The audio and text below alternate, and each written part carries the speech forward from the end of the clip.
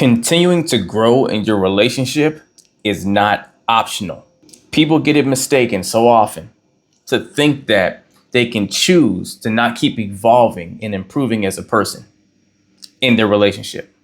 They think I can get tired or, I'm tired of change. I'm tired of adjusting. I've done all the changing I'm going to do, all the growth I'm going to do, right? The moment you decide that is the moment you decide you don't truly want your relationship any longer. See, although growth is one of the core human needs we have, if you're not growing, you're dying, right? There's no stagnation. You're either evolving or you're disintegrating in some way, right? Building up or tearing down. But you have a choice if you want to allow yourself to do that. But if you want to keep a person that you claim you love and is extremely valuable to you in your life actively to where they're engaged and they add joy to your life, you have to be always willing to continue to grow. Because as we are organic beings, right, we evolve naturally.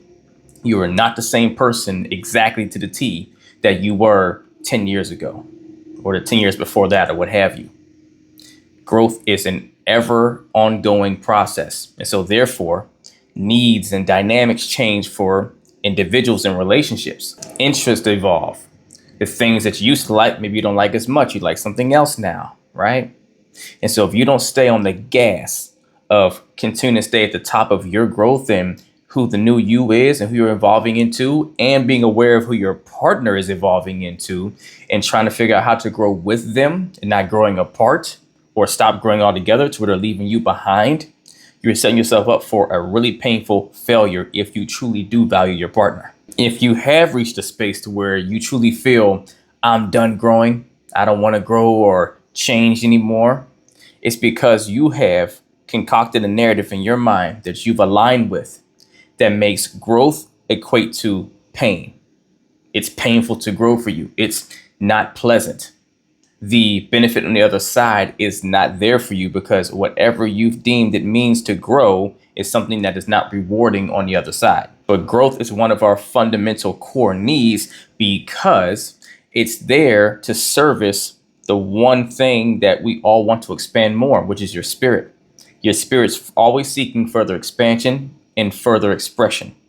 It does that by way of you growing, expanding more from you evolving more. So if you reach a space to where you look at growth or growing with your partner or working with them because you care for them, all that stuff is like a burden, then that means you haven't identified where the benefit in this growth is for you. You haven't identified how much better you're going to like life with your ability to grow in it. You're not finding the reason why it's great to grow. You're looking at all the pain of what it means to grow. So sometimes a simple thing and reigniting a spark in our relationship to want to try comes back to our ability to look at our defining of what something means to us and readjust that definition to one that's more serving to us, because it doesn't serve you to stop growing. It doesn't serve you to just kind of be floating through life, not feeling like there's much to work towards because you don't have a motivation of trying to grow in any regard. Because once you reach that space, you start to numb out. When you start to numb out, that means you start detaching from your own emotions, which means you're now effectively not nurturing and being emotional to yourself. You're not pouring emotion into yourself, which means you're not loving yourself properly. Love is a vibration that is only experienced through emotional connection. You can't be connecting to yourself if you turn off the growth valves where you're not feeding your spirit that shows the ultimate form of loving yourself to keep evolving for yourself. And notice I'm talking mostly about you evolving yourself, because by evolving and growing for yourself, you ultimately wind up doing that in respect to your partner, because it's about you first, and it's about how you can be a contribution to your partner. And so in that growth in a relationship, it's not just a selfish endeavor. It's, hey, how can I grow to be better for me, but ultimately be better for my partner as well, so that I can continue to enjoy this person I value and I say I love, and show it through my actions of how I'm willing to grow with them and in respect of them, as well as who I want to be. This is why it's also so important that when we select our life partner, that you pick someone that is going to inspire the growth out of you to be better for them, but that honors the person you want to continue to be or who you want to evolve into. You never try to grow into a version of yourself just to fit what someone else wants. You have to align with it as well. Otherwise, that growth won't be genuine and it won't be authentic and it won't last.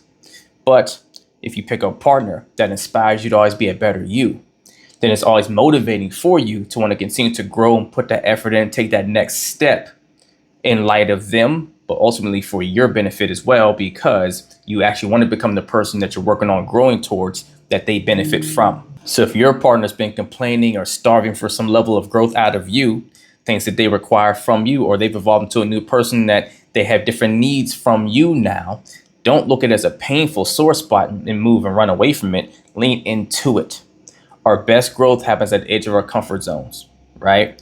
Lean into that and find where it's beneficial for you and what it's going to do for you evolving, which is ultimately caring for yourself. And in the process, you wind up saving, maintaining, and elevating a relationship you truly value with a partner that's invaluable to you. Let's get it.